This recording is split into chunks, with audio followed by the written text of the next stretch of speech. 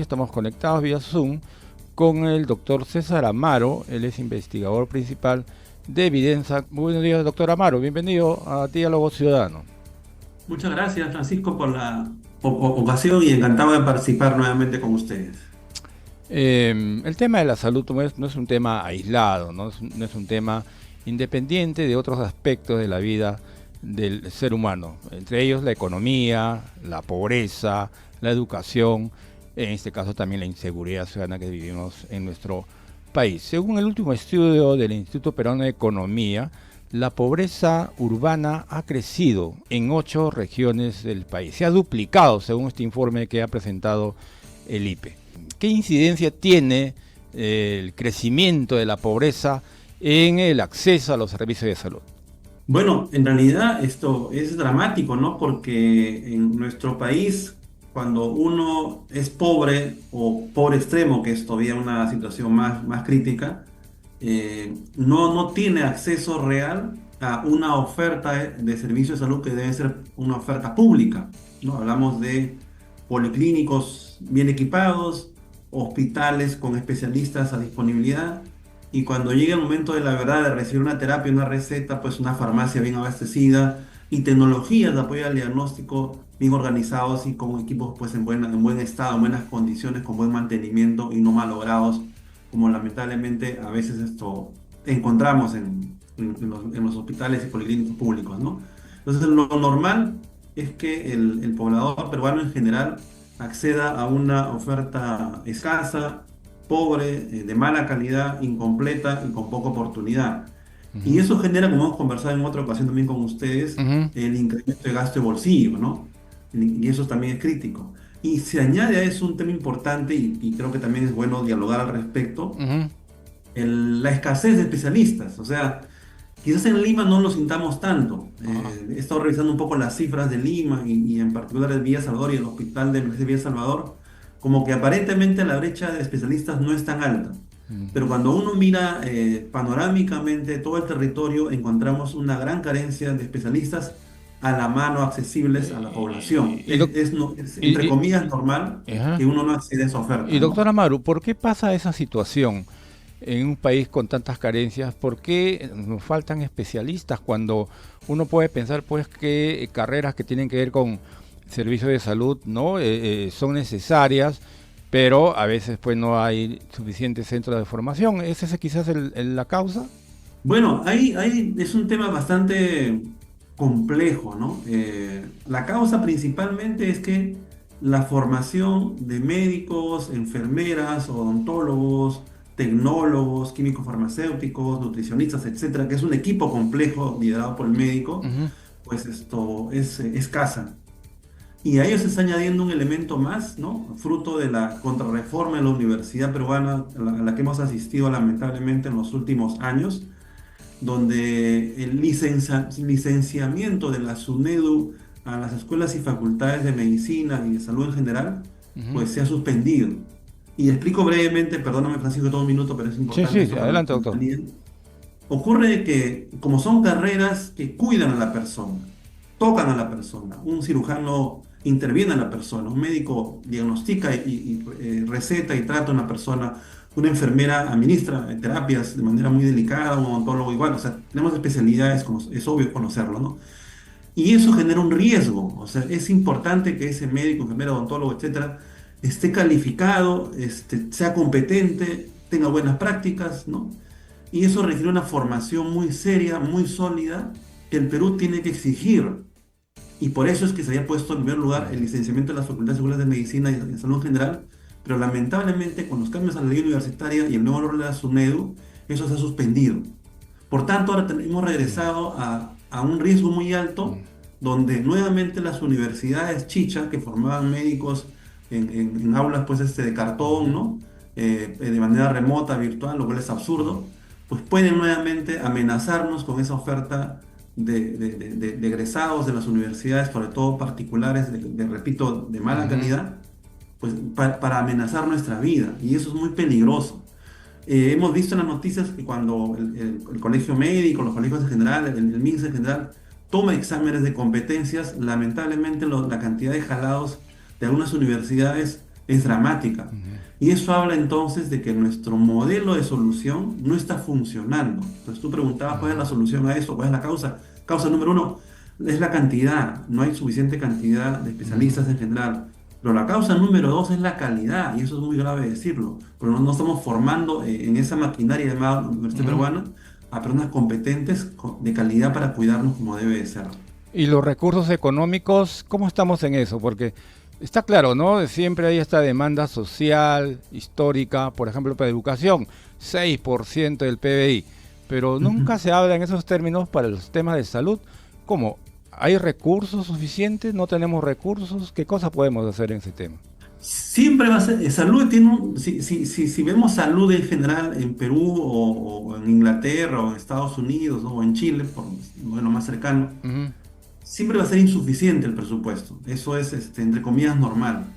Pero en Perú es dramáticamente insuficiente digamos, aspectos históricos. Sin embargo, el Estado ha hecho un esfuerzo en pandemia, con todo lo que significó eso. Hemos sido testigos de cómo la muerte del dolor nos ha afectado. Pero en pandemia se hizo un esfuerzo ante esa enorme brecha de falta de recursos ujú, que se ha mantenido. El país más o menos gasta en salud pública a cargo del MINS en las regiones más o menos al año 30.000 millones de soles, ¿no? Que ha subido desde la pandemia. ujú, Pero eso es insuficiente todavía, Francisco. Sin ujú, embargo, no lo estamos gestionando bien. Es cierto que hay un problema de recursos, pero el segundo gran problema es de una gestión pobre. Porque, por ejemplo, en el tema de medicamentos, Senares, que es la agencia del MINSA que compra los medicamentos para todo el país, no ha hecho compra este año, el año 2024, por razones de cambio de director, cambio de equipo de gestión o incompetencia. Un rol tan básico como es comprar medicinas para la población que acude a un hospital público no se ha cumplido y es obligado que el MINSA hace en septiembre, a fines de agosto, decida mandar el dinero a las regiones para que cada uno compre, como dicen, bajo su pañuelo, su responsabilidad. ujú. Eso, por ejemplo, es una mala práctica, es una mala señal, porque impacta en que ese dinero que es tan escaso que estamos conversando sea mal gestionado de manera inoportuna y seguramente de un modo más caro. Ujú. Eso es lo que no podemos repetir. Entonces, donde uno mire contrataciones de médicos, compra de medicinas, compra de equipos, mantenimiento o no mantenimiento de equipos, etcétera, encontraremos problemas de gestión que no estamos superando y que al revés estamos retrocediendo, porque el conocimiento acumulado en el Estado se pierde por lo que comentaba. Hay una alta rotación de funcionarios, una alta rotación de directores y eso genera evidentemente una gestión más pobre. Al margen de que ese gestor sea bueno, malo, honesto o corrupto, lamentablemente ese factor de la inestabilidad acentúa los defectos y nos golpea a los peruanos. Ujú. Claro, el diagnóstico está bien claro, las medidas que uno debe asumir también, pero eh, para mejorar pues el acceso a servicios de salud se necesitan medidas concretas, ¿no? Acompañadas de los respectivos presupuestos. ¿Cómo evalúa usted esta ley de la doble percepción de los profesionales, de profesiones de salud para mejorar la disponibilidad y calidad de la atención médica? Hay que decir que pueden percibir, pueden trabajar, me imagino, en dos lugares públicos o privados y puedan tener pues ingresos que les permita pues también al Estado brindar mejores servicios de salud. Sí, esa es una pregunta importante y creo que el Congreso, dentro de los miles de errores que está cometiendo, ha acertado en esto, por lo menos, y eso hay que reconocerlo y difundirlo. Ujú, El Congreso ha modificado el artículo 40 de la Constitución en el marco de sus facultades de poder hacerlo, en este caso empleando una votación favorable de modificación en dos legislaturas ordinarias, ¿no? Con el número calificado de 2/3 de los miembros de la Cámara correspondiente, ¿no? Entonces, esa ley de reforma además no ha sido observada por el Poder Ejecutivo, que hablamos del artículo 40. Antes estaba prohibida la percepción doble, como decimos, ¿no? Y voy a leer literalmente lo que decía antes. Dice, ningún funcionario o servidor público puede desempeñar más de un empleo o cargo público remunerado, con excepción de uno o más por función docente. Entonces, antes el artículo 40 restringía ese doble ingreso público a los docentes en general, ¿no? Entonces uno podía, digamos, trabajar en un hospital como médico, como odontólogo y ir a la universidad, en un colegio, qué sé yo, y eso es legal, ¿no? Ahora se ha modificado de la siguiente manera. Dice, ningún funcionario o servidor público puede desempeñar más de un empleo o cargo público remunerado, con excepción de uno o más por función docente, o, eso es lo importante, en servicio de salud como personal médico y profesional de la salud con especialidad conforme a ley.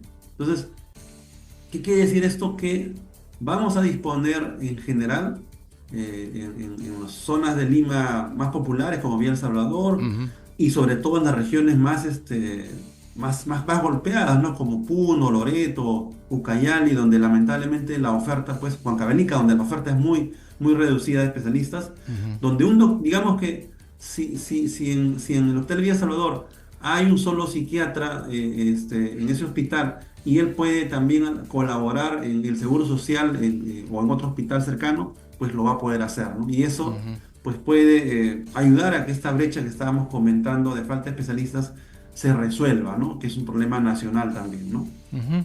¿Cómo evalúa usted el desempeño del actual ministro de Salud al frente de un ministerio pues tan complejo, ¿no? Como es el Ministerio de Salud? Entendemos que tienen el 100% del control de la salud pública en Lima Metropolitana, pero en las regiones ya es pues una facultad, una atribución de los gobiernos regionales. En general, ¿cómo evalúa usted el trabajo del MINSA y también de las DIRESAS? Es importante esa predicción que haces ahí, Francisco. Lima es una ciudad que tiene una particularidad. En Lima, y manejan la salud en la parte operativa, es el propio Ministerio de Salud, a través de lo que son las DIRIS, las Direcciones Ujú, Regional, perdón, la Dirección de Redes Integradas de Salud. En este caso, la DIRIS Lima Sur, para el Cono Sur, todo ese enorme conglomerado del territorio limeño, ¿no? En las regiones, si uno va a Junín, Arequipa, etcétera, es el gobierno regional quien lidera esa ujú, parte operativa. En Lima es el propio ministerio a través de las DIRIS. Dicho esto, entonces, lo que ocurra en Villa El Salvador, en San Juan de Miraflores, en Lima, ciudad en general, es responsabilidad del ministerio y nos guste o no nos guste del ministro de turno. ujú, Entonces, el desempeño que uno ve cuando va a un hospital público, a una posta médica pública, es el desempeño operativo del MINSA en su gestión, buena o mala, pues en el territorio. Y como es normal, y como es lamentablemente normal, la gestión territorial de la salud en las zonas populares del país y de Lima en particular es mala. Entonces, mi comentario no es favorable. O sea, el MINSA y su directivo máximo, que es el ministro, ujú. no está asumiendo en los modelos de cambio. Ahora, ustedes tienen en Villa Salvador un modelo interesante en toda esa crítica, ¿no? Y es que están desarrollando un piloto de red integrada de salud en Villa Salvador. Ujú, Yo ahí soy solamente un externo. Los que residen en el distrito son ustedes. Y sería importante que la ciudadanía también opine, así como hacen ustedes en prensa, en la calle, ¿no? Que es algo tan importante, la voz ciudadana es importante, ujú, que también ellos puedan manifestar su valoración de cómo están las cosas, ¿no? ujú, Porque por lo menos lo que hemos visto nosotros desde fuera, ¿no? Yo no resido en Villa Salvador, el flujo de referencia, por ejemplo, al Hospital de Emergencia de El Salvador está ordenado. Es decir, uno va al especialista porque ujú. un médico comunitario me ha referido a ese especialista del hospital. Y eso, créeme, Francisco, es algo muy bueno porque ordena la demanda. Entonces, ustedes tienen una oportunidad dentro de la crítica a la gestión del MINSA, que es fuerte, que es Ujú, importante. Ustedes pueden validar o evaluar si ese modelo de redes está funcionando. ujú, Y obviamente, como ciudadanos, hacer vigilancia ciudadana. ujú. Muy bien, doctor Amaro, le agradecemos como siempre su participación aquí en el programa desarrollando un tema tan importante pues como la salud de las ciudadanas y ciudadanos en nuestro país. Muchas gracias por su participación. Muy amable, gracias.